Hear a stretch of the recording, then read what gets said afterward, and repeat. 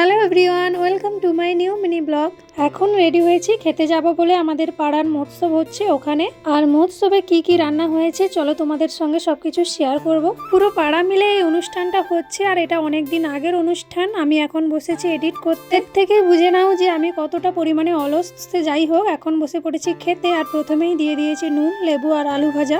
বাকি খাবারগুলো আসতে দেরি হচ্ছিল, তাই বসে বসে আমি শুধু আলু ভাজাই চেবাচ্ছিলাম। আর আমি যেহেতু ভাতের সঙ্গে নুন খাই না, ওই জন্য আমি ফেলে দিচ্ছিলাম, কারণ ওটা দিয়ে গেছে ভুলবশত।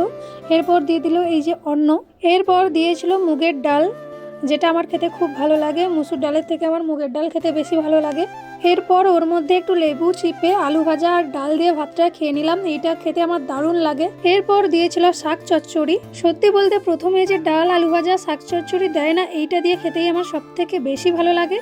আর বাকি তরকারিগুলো আমাকে না দিলেও চলবে। আর এখানে খেতে খেতে আমি কার সঙ্গে কি কথা বলছিলাম সেটা এখন আর মনে নেই, এতদিন পর ভিডিও এডিট করছি। এরপর দিয়েছিল কুমড়ো ঘন্ট, যেটা আমার খেতে একটু ভালো লাগে না, নিয়েছিলাম জাস্ট একটু টেস্ট করার জন্য। আর এদিকে বোন, লক্ষ্মী, গোপলু সবাই বসেছে খেতে, আর এদিকে আরো অনেকে বসেছিল। আর আমাদের খাওয়ানো হচ্ছিল ঢালাই রাস্তার ওপরে, আর সবাই মিলে খেতে তো খুব ভালো লাগে। এরপর দিয়েছিল আলু ফুলকপির তরকারি। খুবই সাধারণ রান্না বান্না।